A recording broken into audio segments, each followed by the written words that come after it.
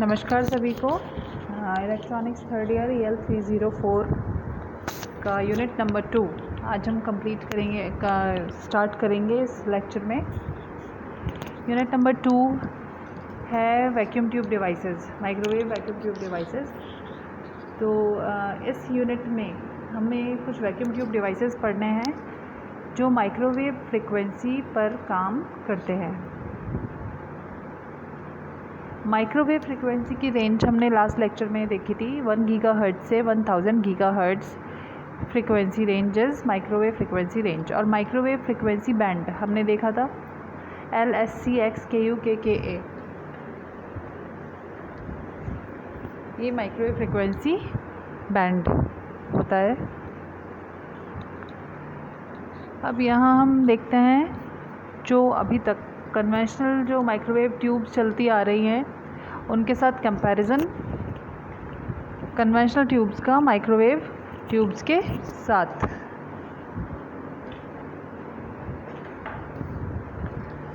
तो conventional microwave tubes में जो फंक्शन हुआ करता था इसका भी सेम फंक्शन था जो कि हम एक्सपेक्ट करेंगे माइक्रोवेव ट्यूब्स का फंक्शन को। बस अंतर ये है कि कन्वेंशनल जो माइक्रोवेव ट्यूब्स थी वो माइक्रोवेव फ्रिक्वेंसी पर काम इतना एफिशिएंटली नहीं कर पाती थी। अब क्योंकि हमें ऑपरेशन जो अधिकतर हैं वो माइक्रोवेव फ्रिक्वेंसी को यूज़ कर और फिर परफॉर्म कराने हैं, तो हमें ज़रूरत थी ऐसी ट्यूब्स की जो 1 गीगाहर्ट्ज़ से 1000 गीगाहर्ट्ज़ की फ्रिक्वेंसी रेंज के सिग्नल्स पर भी बहुत एफिशिएंटली काम करें। तो एक छोटा सा कंपैरिजन हम देखते हैं यहाँ कन्वेंशनल वर्सेस माइक्रोवेव ट्यूब्स का। दोनों का काम था generation and amplification of RF energy, काम है। और 1 गीगाहर्ट्ज़ से ज़्यादा फ्रिक्वेंसी के लिए 1 गीगाहर्ट्ज़ से ज़्यादा फ्रिक्वेंसी के लिए लिमिटेशन है कन्वेंशनल ट्यूब्स की कि वो बहुत एफिशिएंटली आउटपुट नहीं दे पाती हैं। तो फिर वो क्या देती हैं? वो देती हैं एरर, मतलब कुछ वो हैं लिमिटेशंस हैं, जो कुछ ड्रॉबैक्स हैं वो कुछ प्रॉब्लम्स हैं जो जनरेट होती हैं इन conventional tubes during operation above 1 gigahertz. तो वो प्रॉब्लम्स कहलाती हैं जैसे inter electrode capacitance, lead inductance, electron transit time, ये सब। ठीक है, क्योंकि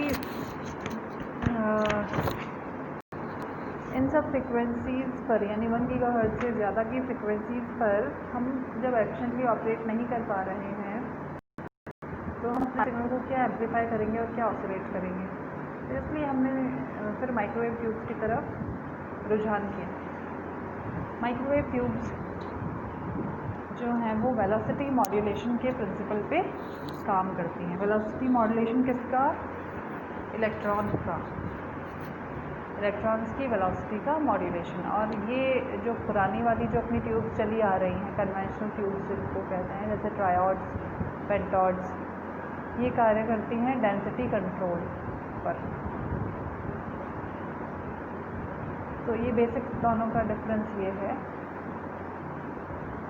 और जो माइक्रोवेव ट्यूब्स हैं उनके एग्जांपल हम देखें तो हम पाएंगे मैग्नेट्रॉन और klystron, reflex klystron, PWT, backward wave oscillator, amplitron, stabilotron, ये सब माइक्रोवेव ट्यूब्स हैं।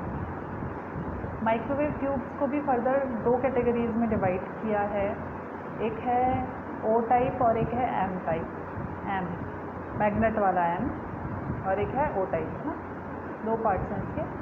तो O टाइप जो होता है वो होता है लीनियर बीम माइक्रोवेव ट्यूब्स भी कहते हैं उसको, और उसका एग्जांपल है क्लेस्ट्रॉन,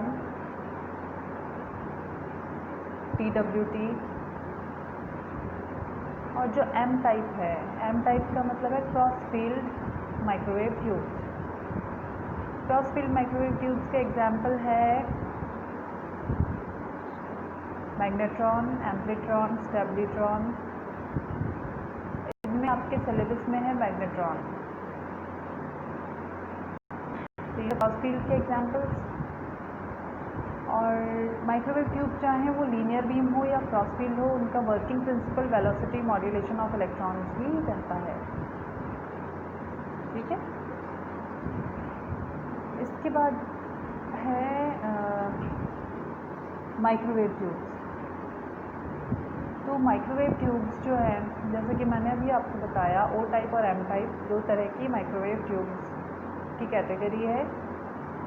ओ टाइप जो है, जिसको कि लीनियर बीम या लीनियर बीम भी कहा जाता है या ओ टाइप भी कहा जाता है, तो ये ओ टाइप में electric field and magnetic field are perpendicular to electron beam direction of propagation. Electron beam जो ट्रैवल कर रही है उसकी डायरेक्शन ऑफ प्रोपगेशन और इलेक्ट्रिक फील्ड और मैग्नेटिक फील्ड दोनों आपस में पैरेलल होती हैं, तो वो ओ टाइप या लीनियर बीम कहलाता है, ऐसा माइक्रोवेव ट्यूब। और जो क्रॉस फील्ड है उसमें इलेक्ट्रिक फील्ड और मैग्नेटिक फील्ड जो हैं वो आपस में परपेंडिकुलर होंगी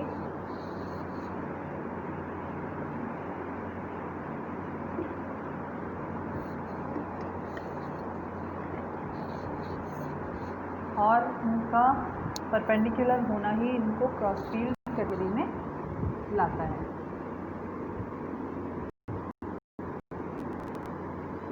और बेसिक इनका वर्किंग प्रिंसिपल वेलोसिटी मॉड्यूलेशन है। वेलोसिटी जो इलेक्ट्रॉन बीम ट्रैवल करेगी ट्यूब में, उसकी वेलोसिटी को चेंज करना, मॉड्यूलेट करना।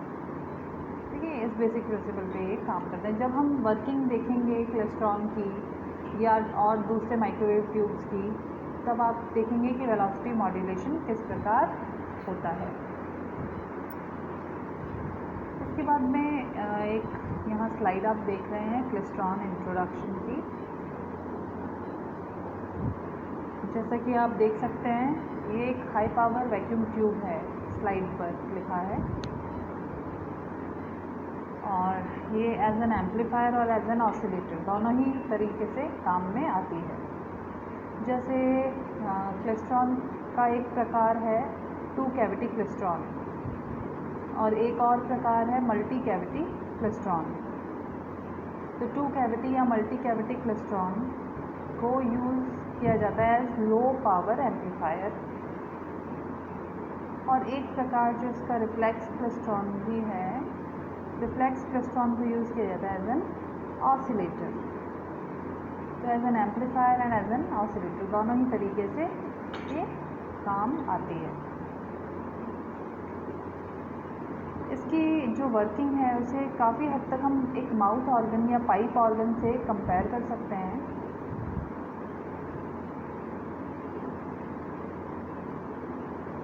जैसे माउथ ऑर्गन से बेटर, जैसे एग्जांपल बांसुरी आपने देखी है, एक ट्यूब होती है, उसमें छेद होते हैं, है ना, उसको पाइप ऑर्गन कहा जाता है इंग्लिश में। तो उस पाइप ऑर्गन का भी स्ट्रक्चर लगभग वैसे सा ही होता है। तो जब उसमें एयर पास की जाती है तो उस एयर को में जो पार्टिकल्स हैं उनकी वेलोसिटी को मॉड्यूलेट करके, यानी उन होल्स पे उंगली लगाकर उसकी वेलोसिटी को मॉड्यूलेट किया जाता है, और फिर आउटपुट पर जो एयर आने वाली है उसको चेंज किया जाता है। इससे अलग अलग साउंड्स प्रोड्यूस होते हैं, है ना। तो सेम प्रिंसिपल है क्लेस्ट्रॉन का भी। एक ट्यूब होती है वैक्यूम की, उसमें एक एंड से आप इलेक्ट्रॉन की बीम जो है उसको इंड्यूस करते हैं, इंजेक्ट करते हैं, और फिर उसको कंट्रोल किया जाता है, वेलोसिटी को मॉड्यूलेट किया जाता है। और फिर जब ये मॉड्यूलेट होती है तो आउटपुट पर आपको RF एम्पलीफाइड ये सिग्नल मिलता है, या फिर मिलता है ऑसिलेटर का आउटपुट RF। तो किसी बुक में मैंने ये देखा था कि इसको एक पाइप ऑर्गन और माउथ ऑर्गन से कंपेयर किया है, तो इसलिए मैंने यहाँ PPT में से डाला है। इलेक्ट्रॉन्स की वेलोसिटी मॉड्यूलेशन पर वर्किंग प्रिंसिपल इसका बेसिकली यही है क्लेस्ट्रॉन का। और एक अच्छी बात यह है कि एक गन डायोड को यूज़ किया जाता है इलेक्ट्रॉन्स को इंजेक्ट करने के लिए।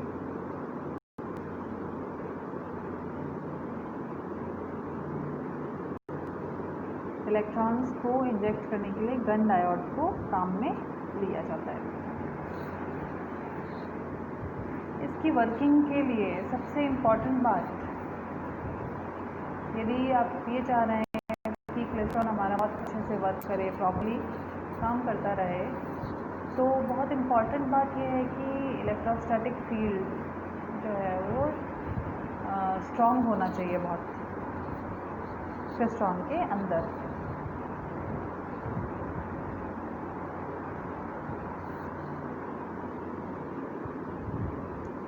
तो यदि हाई इलेक्ट्रोस्टैटिक फील्ड होगा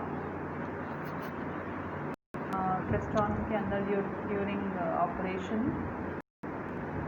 तो आपका क्लेस्ट्रॉन बहुत अच्छे से वर्क करेगा, क्योंकि वेलोसिटी मॉड्यूलेशन की बात है तो electrostatic field has to be very strong.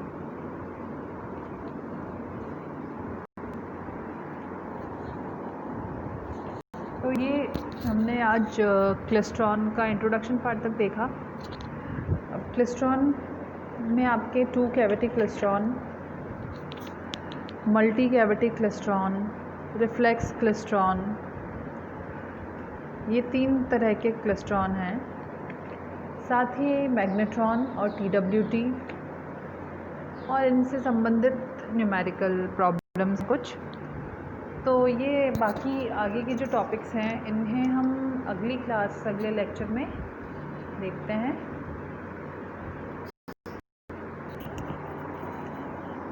तो क्लेस्ट्रॉन के इंट्रोडक्शन तक आज हमने किया है। अब नेक्स्ट लेक्चर में हम देखेंगे क्लेस्ट्रॉन की वर्किंग एंड इसका working principle, application and construction, तीनों। Thank you so much.